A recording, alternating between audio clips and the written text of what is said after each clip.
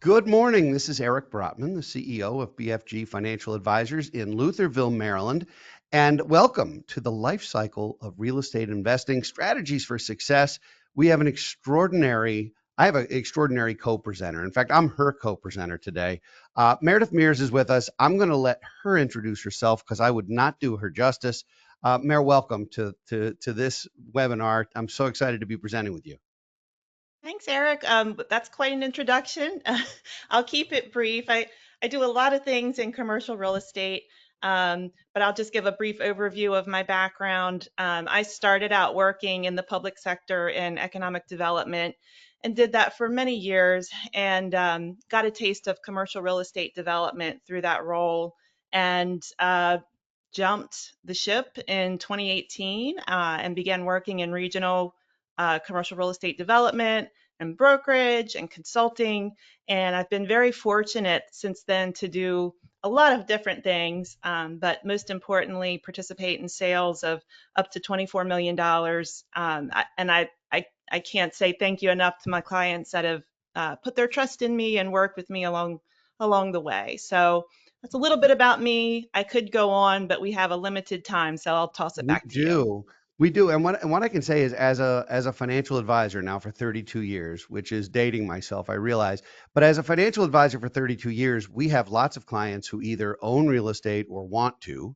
Sometimes it's commercial, sometimes it's residential, sometimes it's dabbling, which we're going to talk a little bit about today, is whether this is a business or whether this is something you can dabble in. Um, but a lot of financial advisors sometimes feel unarmed to have the conversation about real estate because it's not something, even though it's in all the curriculum for us, it is not our roundhouse. It's not what we do every day. And so it's real important, I think, to have specialists in that area. And I know you're going to take us through the life cycle of a real estate investment just so people can get a feel for that. I'm going to flip it on the screen and let you talk about the life cycle of investing.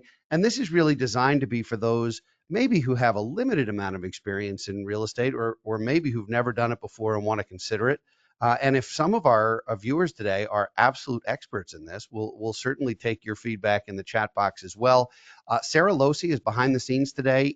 She'll be monitoring the chat box. If you have questions, please ask them in real time. If it's related to a specific slide, she'll interrupt me, which she loves to do. If not, we'll hold them to the end where we expect we'll have a little bit of time. So, Mayor, let's tee this up. Let's talk about the cycle. Well, I first think it's important to address risk, right? So I know as a financial advisor, you probably have sorted conversations with your clients on the amount of risk they want in their portfolio. Real estate can be very risky, right? And so you have to have a long-term vision for the property. Real estate's a long hold unless you get offered a boatload of money for an asset that you've acquired. But you have to be pretty risk averse to stay away from real estate, I think. I have always gotten excited about opportunities in real estate. I've seen how they can work for people, how you can monetize certain investments, and really at the end of the day, make a lot of money on them. Sometimes you don't always win. And so you have to be prepared and ready and willing to take on that risk.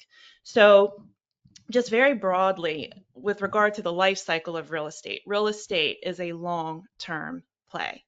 When you invest in something, particularly commercial real estate, you're not going to see the returns from that for many years down the road. So it's very, very important that upfront you are buying an asset that is priced right, that is projected to hit certain goals along the way that make actual sense and aren't just pie in the sky numbers somebody put on a pro forma. Mm. Once you get the property and you have tenants involved or you have a certain way of moving the property forward to increase valuation through time. You need to pay attention to the different levers you can pull as far as increasing that income over time, rental increases, making sure your leases are at market rate when tenants transition.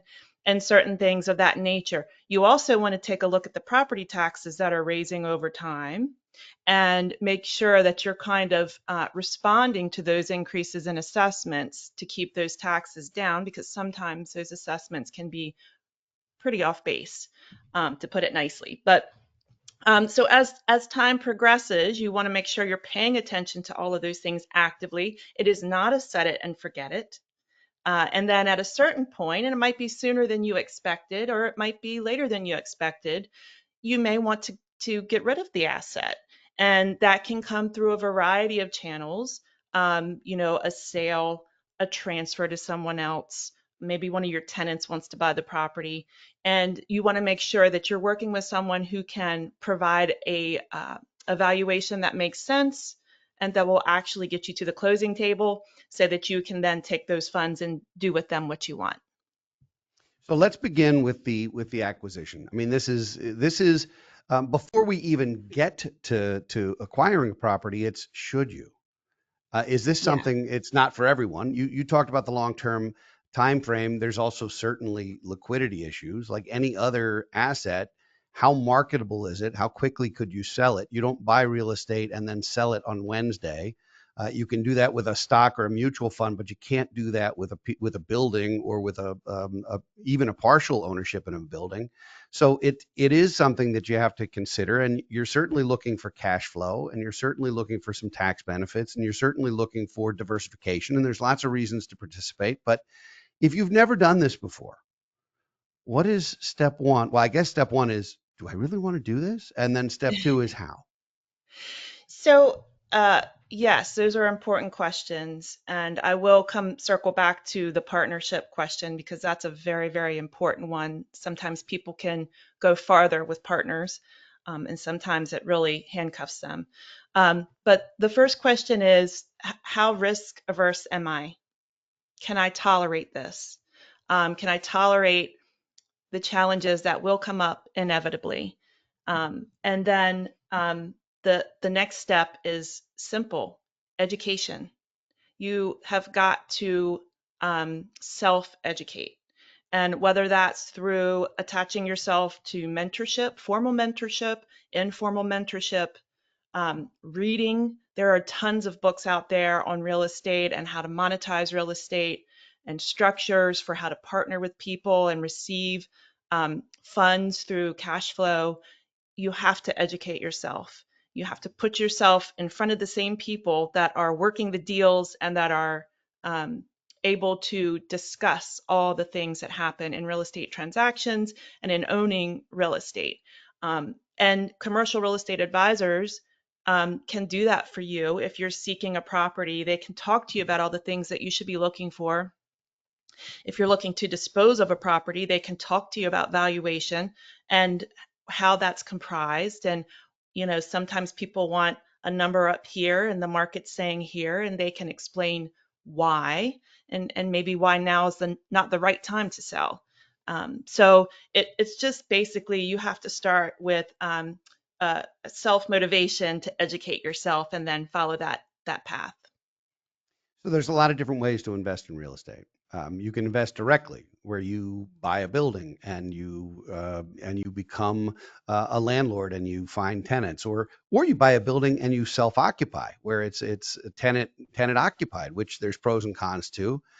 It's something I never wanted to do because I kind of like that when something breaks, I can call someone and fix it.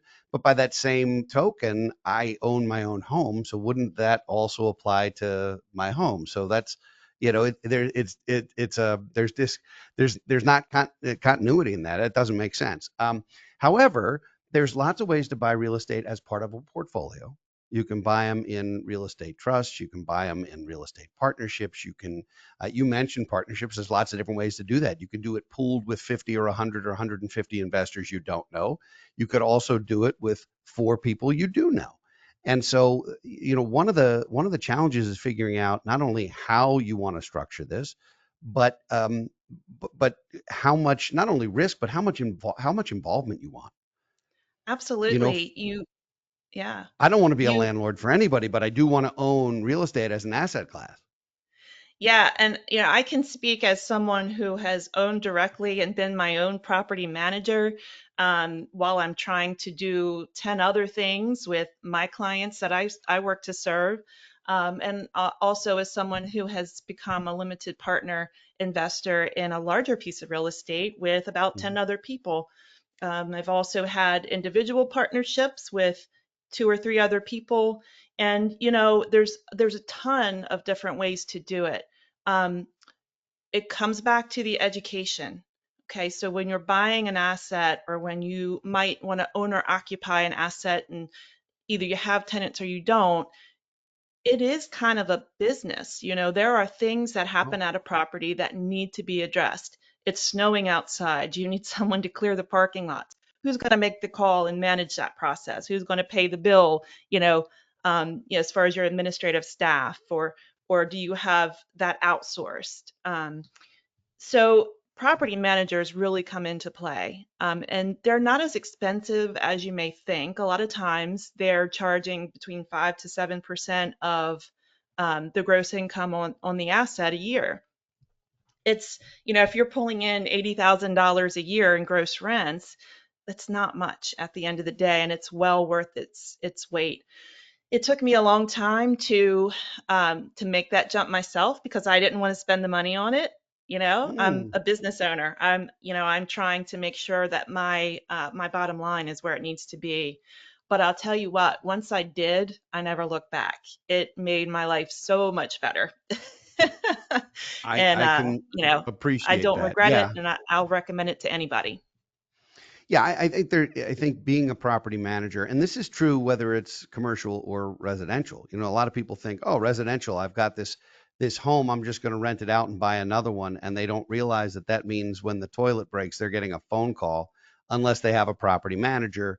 They also don't realize sometimes that, hey, if that tenant doesn't stay long term and you wind up with a period with no tenant, and you have a mortgage or other expenses, taxes and other things on the property, maintenance and upkeep, that you have to have enough of a war chest to handle that.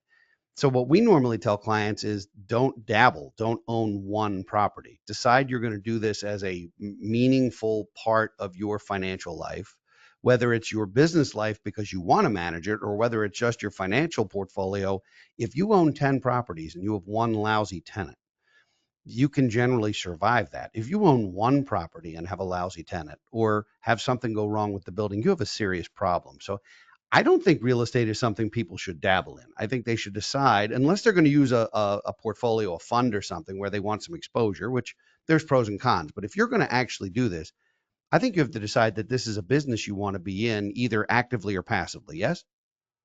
Oh, 100%. Okay. When I jumped into it, I knew that I was starting something bigger than the first property. My first property I acquired was a 900 square foot condo medical office. And it was small enough where I felt like, okay, if I can't find a tenant, I can handle this for some time. But Hmm. I bet enough on myself to know I could find a tenant eventually, and I did. And I my plan was to hold that one for quite a long time, but I was approached with a deal I couldn't say no to within, oh gosh, maybe 6 years after I bought it. And that allowed me to then take those funds and reinvest into larger properties. So it's something that you have to have foresight to know where you're going with it, where you want to be at the end of the day. And for me, the reason I loved real estate, I love real estate, I love everything about it, I'm very at home with it. But for me, in the background, the whole reason is I knew that to retire at a certain age, I wasn't going to get there with the methods I had been um, utilizing. So I thought I needed to up the ante, take substantially more risk, and hopefully get more reward from that. So it's funny that you mentioned that you had planned to hold this building or this first condo long term, and you sold it quickly, and it was 6 years. That should be a wake up call for anyone who sees that as a long term investment, because, long term capital gains are after a year and a day, right? So some people think Yeah. of long term as 370 days. For you, 6 years was short term because between depreciation and and escalating rents, it does take a while sometimes to be in the black from a cash flow standpoint. We're going to come back to that. We'll talk about some financing, but before we do, Wayne Gretzky famously said, to be a great hockey player, you don't skate to where the puck is, you skate to where the puck is going. So in commercial real estate, put on your soothsayer hat, use your crystal ball. Where do you see opportunities right now in commercial real estate? Oh, well, I'm completely biased towards one specific product type I'll talk about in a minute, but in general, so I'm in the Mid-Atlantic area, right? So, we have a lot of industrial business where I am. And so industrial is certainly seeing some gains. Multifamily, where I live specifically, and across the US, there's been a housing shortage. So multifamily has been very strong for some time, and it's dipped back a little bit, but then it resurges again. So anything multifamily, anything industrial, and what I've been working in my region specifically has held on strong, especially throughout COVID. After COVID, we saw a lot of office properties go vacant, go dark. People were losing money and tenants were closing businesses. And now we're seeing that kind of circle back around slowly, even though more people are working from home now. We are still seeing a resurgence of office. Medical office has held pretty steady, of course, because it's medical. But my favorite asset class is self-storage. And self-storage is not sexy. It's not exciting to a lot of people. But I'll tell you what, the first time I was asked to come look at a self-storage property, and I physically got on site and I saw the number of doors that I could count and add up the rents, Mm-hmm. I Mm-hmm. knew that that was something that not a lot of people focused on or realized that that was an incredible investment to make. So self-storage did well through COVID. It has recently seen a little bit of oversupply because it did so well. Everybody wanted to start building it. And so Mm-hmm. you have to really, with that asset class across the US, look at saturation points in the market to make sure there's not somebody 2 miles down the road or 5 miles down the road that's oversaturating the market before you build or invest. And to do that, you need to align with somebody who understands the product type, So just self-storage as is with any funny of the because others. self-storage is a big deal because people like stuff too much. And people like their stuff and they don't want to get rid of their stuff and they inherit stuff and then they keep it for 20 years even though they maybe never use it. It's kind of an amazing thing. And as someone with an XY chromosome, I actually enjoy the dump. I know that that's a personal thing, but I try not. My family calls me the Great Zamboni because if we're not using it, it's getting cleaned somehow. It's being donated or something. Um, Same. but that's not the American way. The American way is we accumulate, and um, Yes. and so I can see that as self storage. Office space definitely had some trouble for a period of time. Multifamily, that is industry speak for apartment buildings generally. And apartments have I think done very well, but they've also been built up in certain areas to the point of oversaturation. The one thing you didn't mention, which I think is, if it's not dead on the vine, it's close, is retail. People just don't go shopping anymore, and storefronts, and not only because of some of the theft and some of the nonsense in some of the towns, but also just it's so easy to click a button on your phone and have something show up, and to be able to easily return it if you don't like it. That people just aren't going. The malls they're done. I mean, am I wrong? Am I missing something? I think in certain areas retail does very, very well. I cannot speak fluently retail because I've never personally been excited about retail. Hmm. I get excited about industrial and self storage, which aren't, like I said, they're not the sexy product types. Retail is. And I know that there was just a big International Council of Shopping Centers conference in Vegas that looked to be Hmm. very well attended. I think that retail is still doing well in certain markets, but you're right. I mean, I get excited about Amazon building a 200,000 square foot Yes. warehouse for distribution because of the growth in the online shopping movement Yes. versus a shopping center that might be 60,000 square foot with multiple, retailers. But I think it all depends on where you go. Okay. And, All right. again, it is very, very important for anybody looking to invest in any of these to align with someone who knows the product type and can Okay. speak to it. Let's shift gears. Let's talk about money because as a financial guy, I like to talk about money. And so now we're talking about, well, how do you do this? Most people don't just write a check, right? Most people are financing this in one way or another, and there's lots of different ways to do it. So let's talk about that first, and maybe a little bit about, you talked about your very first property and how you started. I'm going to use the word modest because small doesn't sound nice, but you started with a very modest property and you've turned that into something which is fantastic. Um, how easy is it to finance? I mean, money's not as inexpensive as it was, pre-pandemic and even into the pandemic. Now interest rates have changed a little bit. Money's a little more expensive, which means, cap rates, I assume, are coming down in a lot of places in the industry. So how do you handle the structure of a deal like this? Yeah, so it's important to educate yourself through several different lenders and several different types of lenders. This is not a one size fit all approach at all.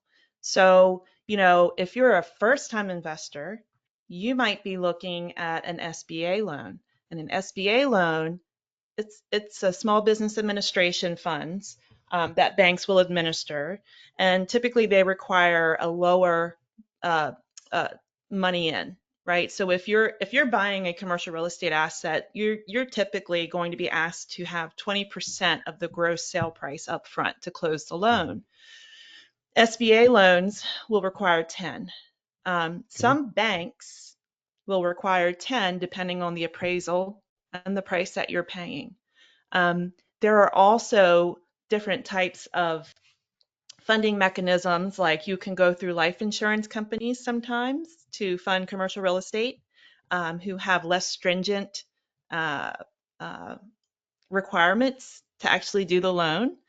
Hmm. And so there's just a variety of ways that you can do this. And some people get discouraged. They might talk to one bank or two banks or three banks, and the answer is no, no, no. Or here are terms that are just not going to work. And you have to have tenacity in real estate. You have to keep showing up. You have to keep educating yourself and making the connections with the right people until you find your yes. Without that, you're going to burn out. You're going to fizzle and burn out.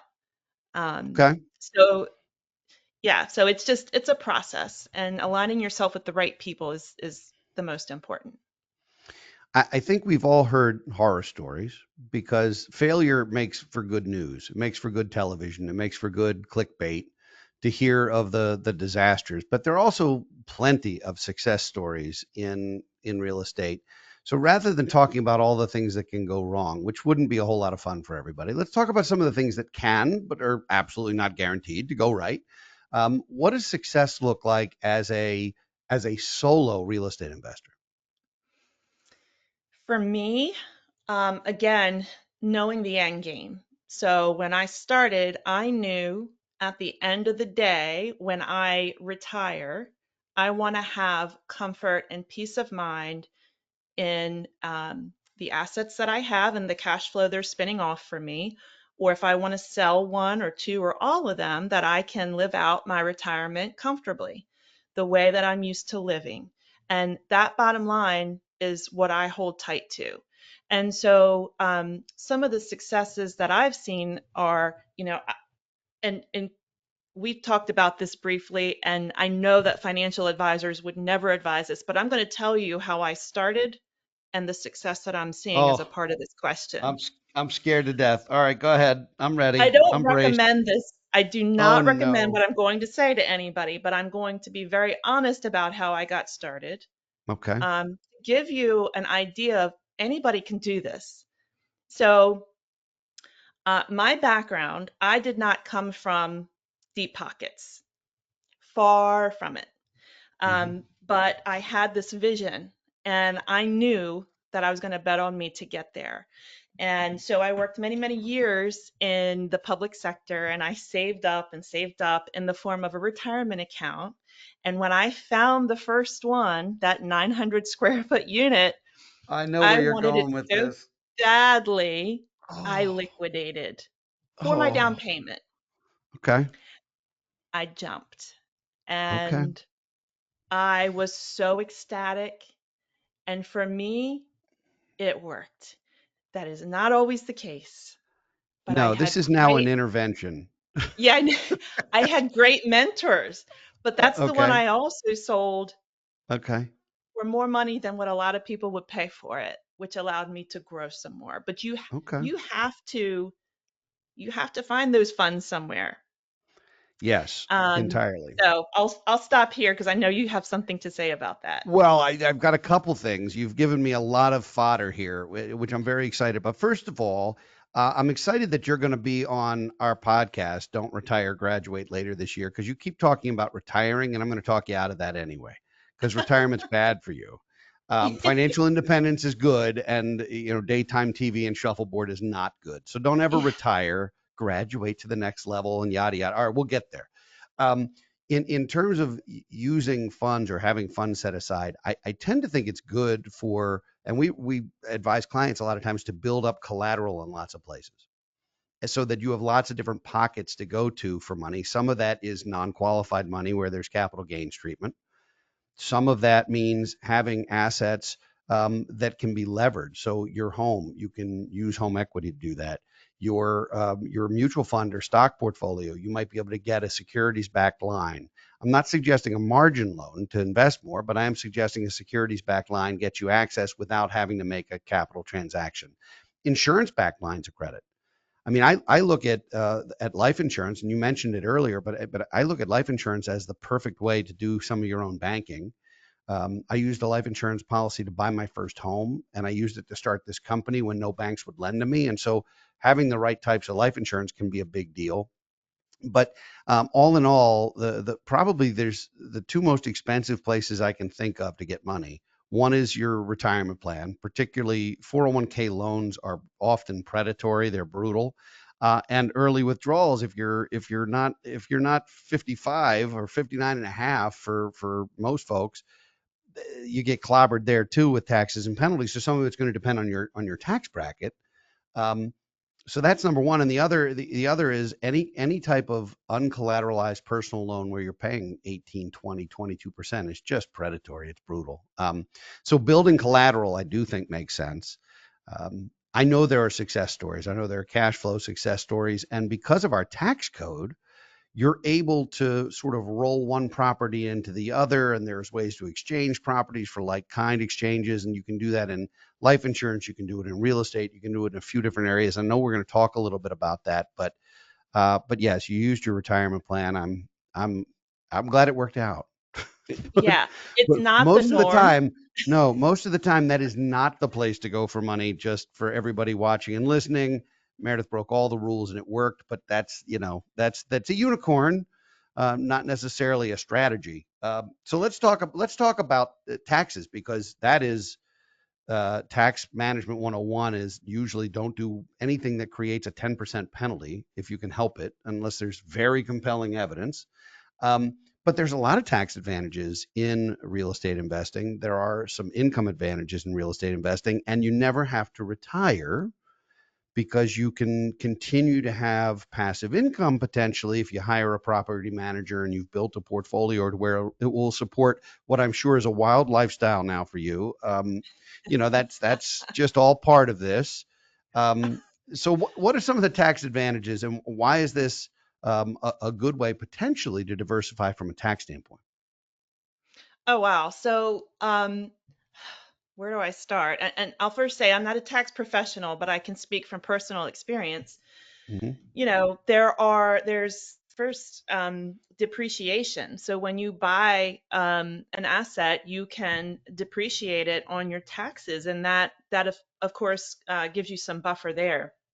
If you own property and you go to sell it, much like I did with my first investment, I had a nice amount of funds, and I knew that I didn't want to treat that as income because I'd be paying taxes on it in addition to any other income that I had.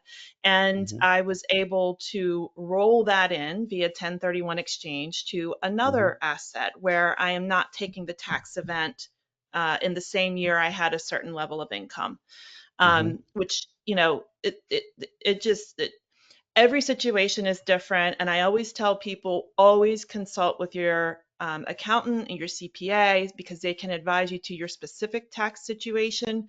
But a lot of people will utilize real estate to certainly buffer the tax burden that they carry, and they do so very successfully. Sometimes people are selling off assets, and maybe it's a $4 million asset, and they don't want to take the tax hit all Mhm. in one year. So they will seller finance, which is essentially giving a buyer a loan where you're seeing regimented income coming in every month, but you're only having a certain amount in one year over a 5 year period as compared to like $4 million in one year, and you're going to be taxed, Mhm. appropriately on that. So every situation's different.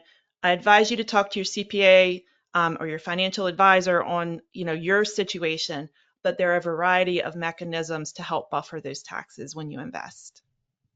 So, asset management, when we talk about asset management real estate, you said it's not a set it and forget it. I actually think most assets shouldn't be buy and hold. They should be buy and manage, buy and observe, buy and spend some time with. It doesn't mean that you're constantly selling things. It does mean that there are decisions to be made along the way.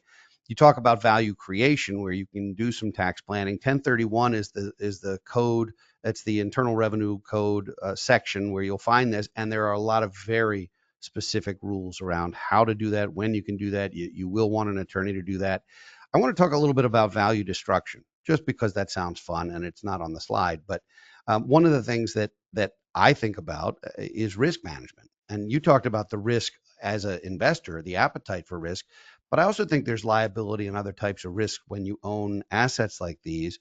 And so most of the time, we advise folks who are going to buy, whether it's residential, commercial, or otherwise, to have individual corporations or LLCs or other structures to own each individual property so that the liability, if something goes wrong at that property, if there's a slip and fall or there's some event there, that the liability is limited to your investment in that specific property. You don't lose your full portfolio, your house, your everything over something like that. It limits the liability to a specific property. So if you wind up with a portfolio that has 10 or 20 or 50 real estate properties in it, you might have a very significant tax return because you have all those LLCs. But at the end of the day, I think that's worth every penny because it can protect your other assets from a problem with one of them. And let's face it, they happen. Do you see a lot of that, or do you see people sort of pulling this and hoping for the best? Uh, I think it depends on the level of commitment somebody has to the real estate game, right? So I see Mhm. most of what I see is LLCs. Specifically, if somebody's partnering with another individual or a few others, they will create an LLC to protect the people in that LLC with the members named thereafter. But yeah, I mean, I would recommend that if somebody's looking to invest in real estate, whether it's one property or more, it can definitely provide a level of protection. I presume it's also easier to sell shares of an LLC from one person to another without having to retitle or sell an actual property and pay transfer taxes and some of those other things. And that might be a regionally different thing, but I suspect that it's easier to sell shares in an LLC that are on paper as opposed to actually saying we're doing a transaction and two of the partners are buying a property from three partners. I mean, that just feels like doing it again and needing to refinance and all of those things. Is that a fair statement too? It is. I've seen that done. Yep. All right, let's talk about tenants and leases. It's interesting because an hour and a half ago, I was on the phone with our landlord because we're getting ready to extend our lease as tenants. And of course, that means tenant improvements, and it means all the different rights of first refusal and the lease terms and all the things. And after 30 years of doing this, I've as a tenant, I've figured it out. I think I've never been on the landlord side of it, but when you start talking about tenants and leases, anytime there's turnover, it creates meaningful expense. Whether it's the end of a lease that's being then renewed, or whether it's a change in tenant and they need to completely reconfigure the space. A lot of times, if you own the building and you're breaking it into multiple units, you're going to wind up having significant expenses when there's turnover. So in some ways, you want to keep your tenants happy and comfortable without being robbed yourself. You want to keep everybody on the same page. It can be a win-win. What are some of the things that you can do to minimize the shock that comes by either those turnovers or constant renegotiations? Well, I'll tell you, I'm working a deal right now I want to mention because it has to do with this specifically, but I'll say up front, do not defer your maintenance. Do Mm. not defer maintenance. Here's the example of what I'm working on right now. I'm working with a property owner who has a building with multiple tenants. A buyer comes in and says, "Hey, I want to buy this, but in order to give you your number that you're looking for, these leases need to be extended. The leases that are in place have options to extend. So we have to work with those tenants to enact those options to extend their leases out a few years for this buyer to be comfortable in securing the asset."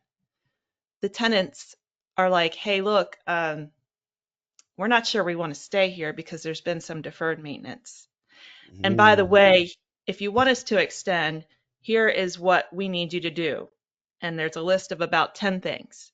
And those 10 things add up to about $10,000. And that's minimal compared to what could be done at the property, what they could ask for. Oh, And sure. so I would say if you are a landlord or someone who is looking to become a landlord and you acquire a property, make sure when you acquire it that there's a certain level of things that are done and taken care of. Number one, the roof should be a good age. Number two, the HVAC systems should be a good age. And number three, get the property inspected by somebody who's reputable and knows what they're talking about so they can point out some of the things that might be coming up. And then once you have the asset, get a property manager. They could advise you on what needs to be maintained over time or pay very, very close attention to your asset and keep up with it. Great advice, sound advice. And the fact that there were 10 things and I only had three this morning makes me an ideal tenant. I only had three It things that does. I asked for. I'm very easy that way. There's certain things, they were not small things, but they were things. And I think it's going to actually work out because it's a good relationship. A tenant and a landlord should have a real, particularly commercially, should have an excellent relationship, a working Yes. relationship where everybody wins, where neither party's trying to take advantage of each other, because if that starts, you're not the tenant's not going to stay very long, and the landlord's going to get a reputation, and none of it's good for anybody. So it does seem like trying to squeeze that last dollar out of a deal is a great way to ruin a relationship. Whereas while you want a fair deal, you don't necessarily have to exploit the other side. And I presume in most of these transactions that you see, or even that you do, each side of that transaction has their own representation, whether it's an attorney or an accountant or a business manager or somebody to represent them. Do you use somebody in those negotiations, or are you now a master of said negotiations and can do it Yeah. solo? So I'll most times I'm serving as that person, that advisor. Ah, okay. There are some times where I'll say to my clients, you probably need to involve an attorney Hmm. for this specific piece or for all of it, and I'm happy to serve as a resource in the way that I can. Um, there are times when clients will come in and say, "Hey, advise me on the physical real estate asset, on the structure of the deal. I have an attorney who's going to do all the paperwork, but I need your expertise on things I need to look for, or if this is reasonable." And back to what you're saying about the good relationship and carrying it through, it's important for goodwill to stay in the deal.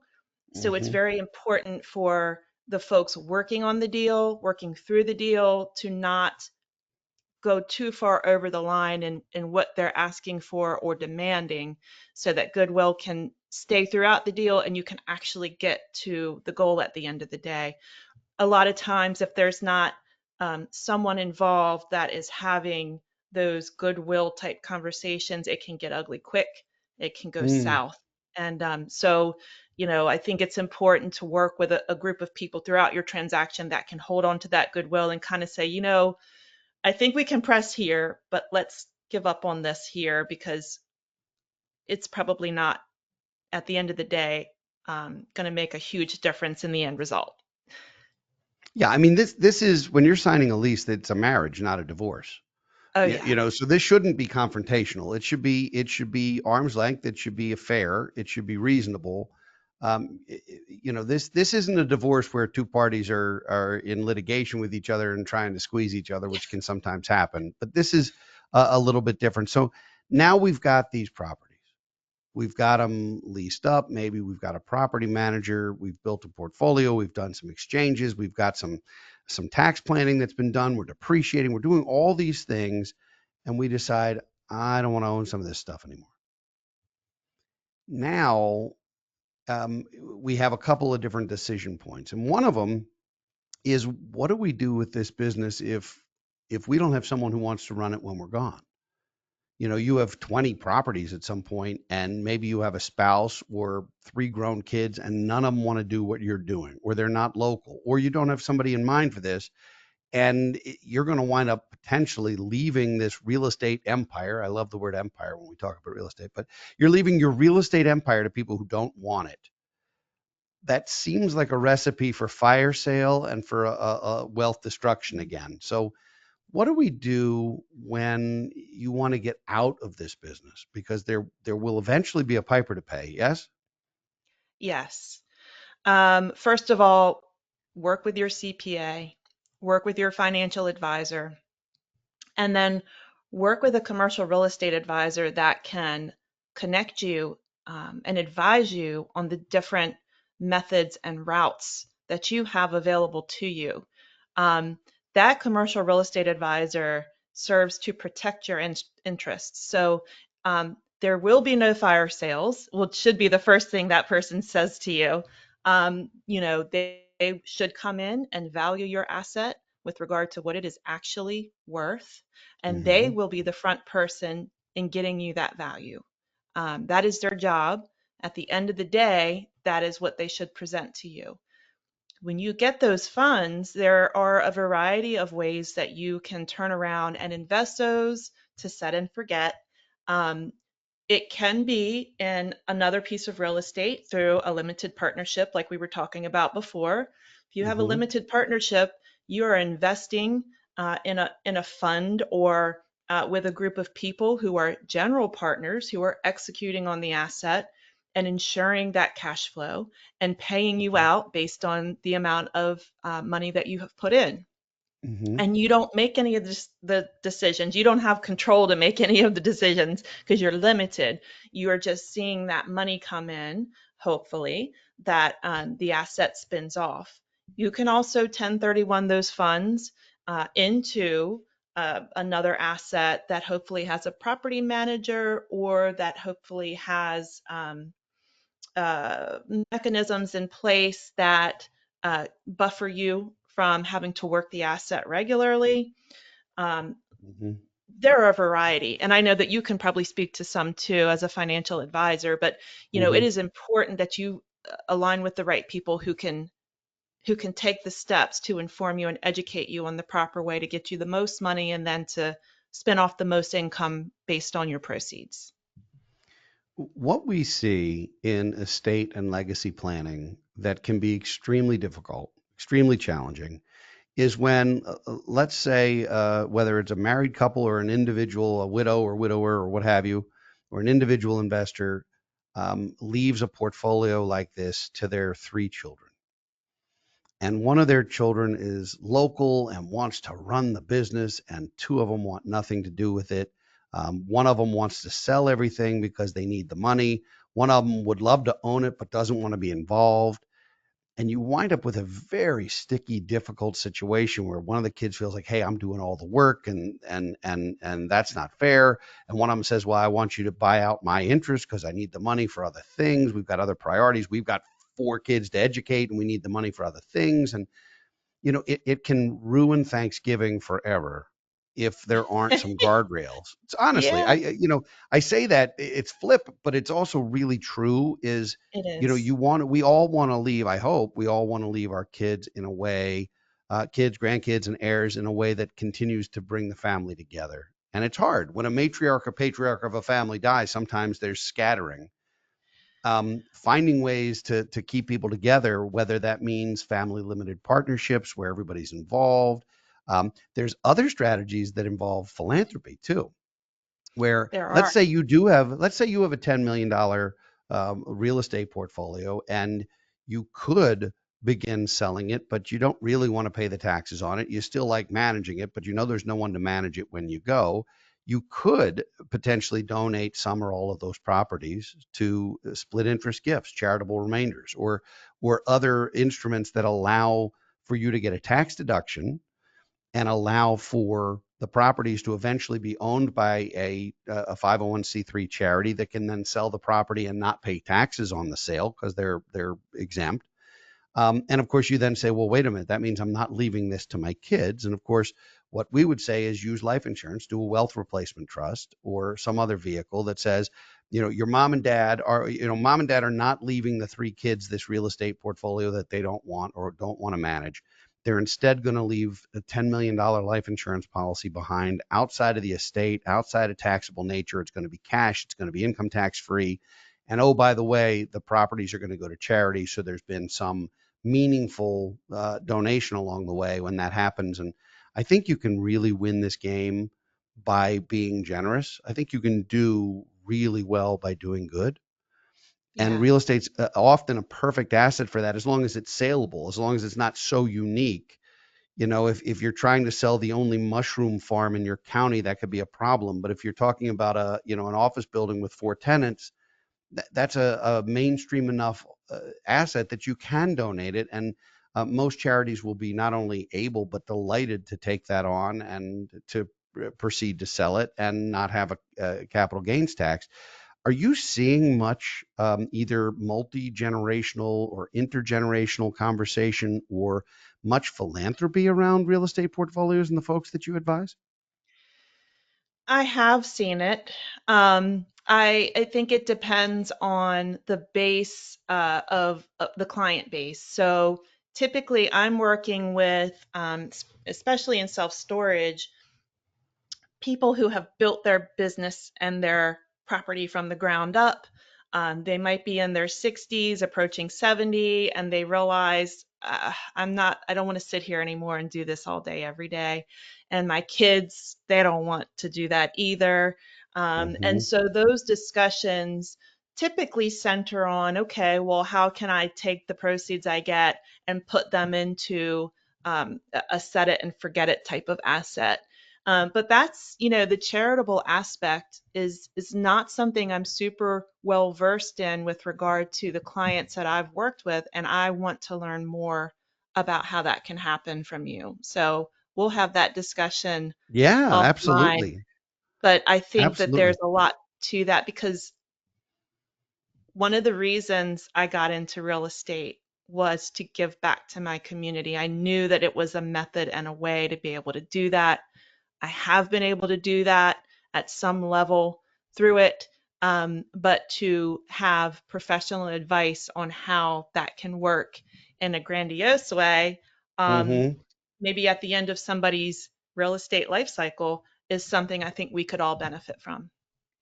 Well, and because real estate is a cash flow positive, ideally a cash flow positive investment, it does allow for the replacement and the gifts to various trusts and the things that you can do to shelter from income tax, from estate tax, from capital gains tax, and still get a nice deduction and feel like you've done some good. So, finding your favorite charity, whether that's religious, whether it's educational, whether it's medical or healthcare, or whether it's anybody who is in a position to have that kind of planned gift, it actually, to me, that's exciting.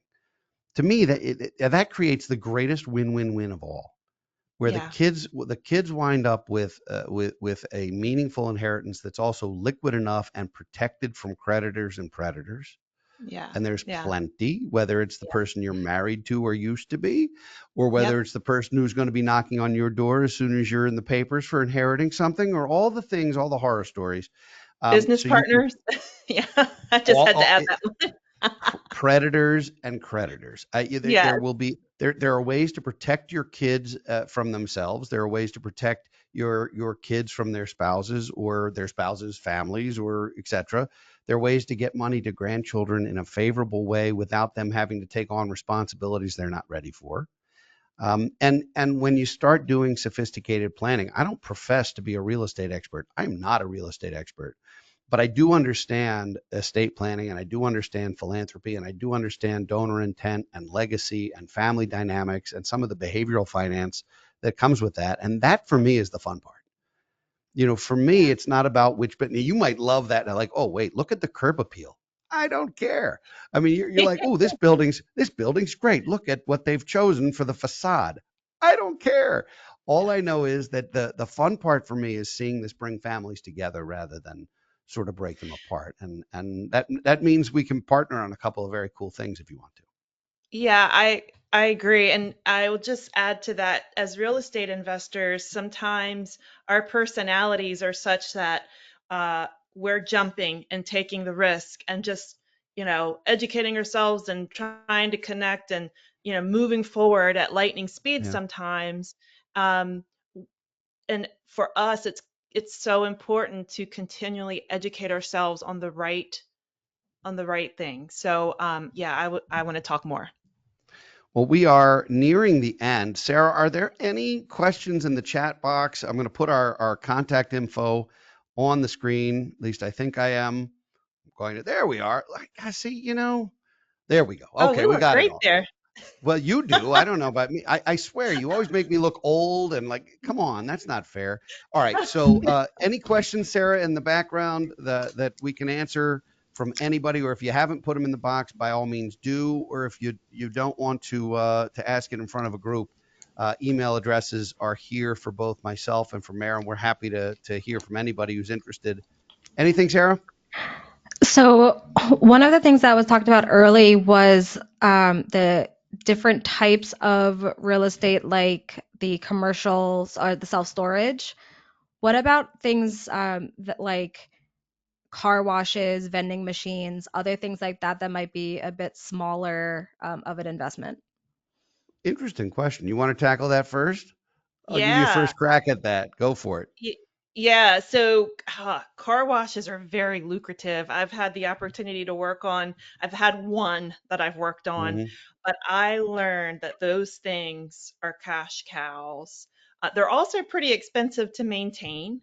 So you Hmm. have to go into it knowing that, hey, I'm going to invest this amount of money. I'm going to have to spend this amount of money per year. And you also have to make sure that the car wash that you're buying, it should be modernized, right? So that you're Yeah. able to collect funds electronically. You have somebody on site that can deal with the things that could happen as far as the system eating the person's money. You might have to have a person on site with those. Not all do you have to have that, but Right. that's been my experience. So they are lucrative. However, they do have a good amount of expense associated with them. So I have no experience with car washes other than they occasionally eat an antenna off of my car. But in terms of other things, I think parking lots in areas where there's a lot of commerce can be extremely, I would think, lucrative because they're so inexpensive to maintain. It's concrete slabs, it can be automated, and it feels like you're printing money. Am I wrong, or is that a thing? You are right. There is little capital expense to develop these things. If you're buying a piece of land and wanting to develop, excuse me, but particularly boat, RV, camper storage, I've been able to Mm, work on that. And those things are cash cows. You don't even have to pave the lot in some areas. You can just have gravel, which is an expense to keep up with, but it's not as expensive as paving a number of acres. But those things are incredibly lucrative. We see a lot of those down in Florida and along the coast, and we have some of those in the Maryland and Delaware area. They're not formalized businesses. They might be a grass lot somebody's collecting rents on. There are some that are formalized, but there's just not a ton. And a lot of self storage properties will include a boat and RV camper parking component, which spins off a great amount of income too. wow, good question. I like that one. Sarah, anything Yeah. else? How do you determine if an investment property is going to be a good one? What percentage are you trying to secure at a minimum per year? Ooh, Uh, I'm percentage giving you first income? shot too. Yeah, I think, so I'll try to answer this one pretty concisely. So any investment property that you're looking at, you need to get a hold of the leases.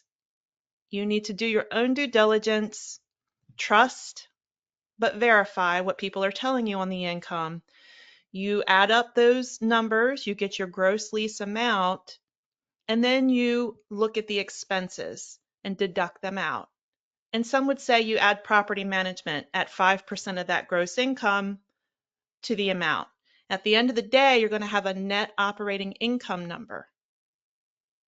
That net operating income number, you're going to apply a cap rate to. The cap rate, depending on your market, can be anywhere between 7 to 10%. And you want to make sure that you're financing, if it's at 7% interest, the cap rate's higher so that your spread of income is there. That is something that commercial real estate advisors do day in and day out and can help with. So it's nothing you need to know and recall, but that's how it's typically done. so from a financial standpoint, that's basically a perfect answer. I'm going to take the question in a different direction because the question was, how do you know if it's a good property? And the answer is a lot of times you don't. Maybe it's got a track record, maybe it doesn't. Maybe the community is growing, maybe it isn't. Maybe I mean, some of those things are qualitative, not quantitative. I'm in complete agreement, Mayor, with your assessment of how to figure out if the math works. And of course, those leases, do they have 2 years left on them on average or 8? And that matters Bingo. too.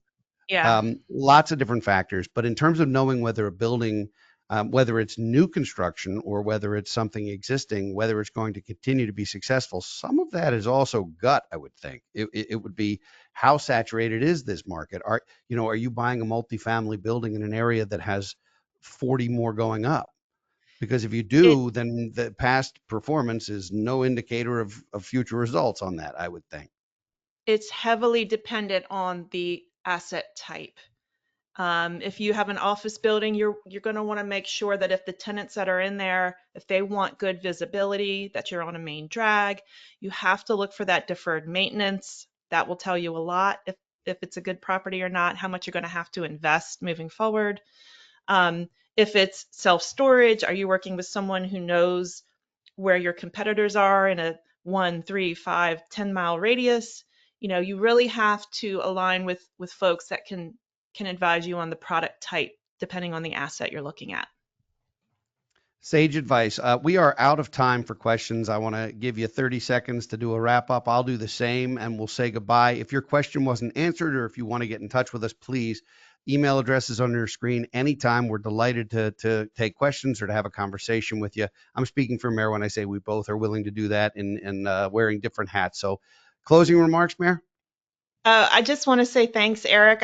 This was a lot of fun. I love real estate. I love to talk real estate.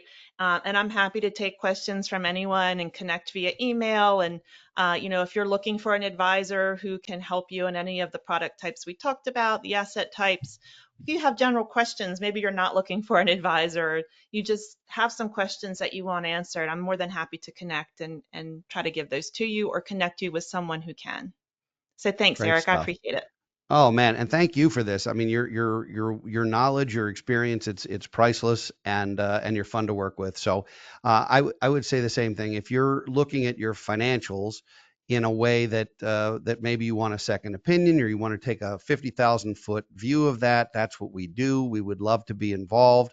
Now our lawyers are happy. We can go back to the email addresses for one last shot. We're always happy to have those conversations with you, and I look forward hopefully to meeting some folks who watch this and maybe have some further questions. So, Mayor, thank you. I hope everybody has an amazing day and a nice holiday weekend coming up. And I know, Mayor, we'll be talking soon. Thanks. All right. Thanks. Take care, all.